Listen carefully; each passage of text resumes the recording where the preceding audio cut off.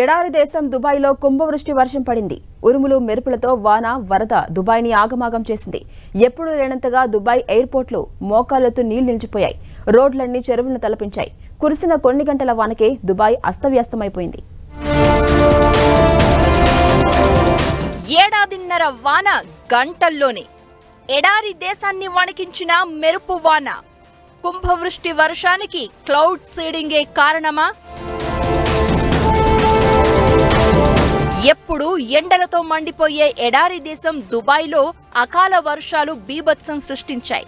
బలమైన గాలులు, ఉరుములు, మెరుపులతో కురిసిన భారీ వర్షానికి దుబాయ్లో జనజీవనం స్తంభించిపోయింది. చాలా ప్రాంతాలు నీట మునిగాయి.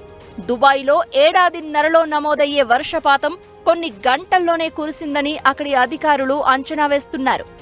వరద ధాటికి కొన్ని చోట్ల రోడ్లు కొట్టుకుపోయాయి. 142 మిల్లీమీటర్ల వర్షపాతం నమోదైంది.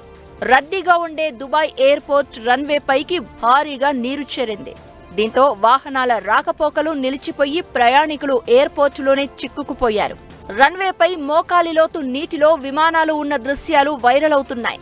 అతి తక్కువ వర్షపాతం నమోదయ్యే ఎడారి దేశమైన దుబాయ్లో కుండపోత వర్షాలకు క్లౌడ్ సీడింగే కారణమనే అభిప్రాయాలు ఉన్నాయి.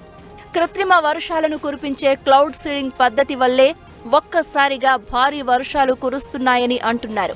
ఈ క్లౌడ్ సీడింగ్ కొన్నిసార్లు ఆకస్మిక వరదలకు కారణమవుతోందని తెలుస్తోంది. భారీ వర్షాల ఎఫెక్ట్తో భారత్ దుబాయ్ మధ్య 28 విమానాలు రద్దయ్యాయి. ఇక్కడి నుంచి దుబాయ్ వెళ్లే 15, అక్కడి నుంచి వచ్చే 13 విమానాలను రద్దు చేశారు. మరికొన్ని ఫ్లైట్లు ఆలస్యంగా నడుస్తున్నాయి. యునైటెడ్ అరబ్ ఎమిరేట్స్ వ్యాప్తంగా మంగళవారం భారీ వర్షం కురిసింది. దీంతో పలు ప్రాంతాలు నీట మునిగాయి. ఆ దేశ చరిత్రలో ఇదే అతిపెద్ద కుంభవృష్టి అని అధికారిక వర్గాలు చెప్తున్నాయి. ఇంకా 1-2 రోజులు వడగండ్ల వాన పడే అవకాశం ఉందని అక్కడి వెదర్ డిపార్ట్మెంట్ హెచ్చరించింది.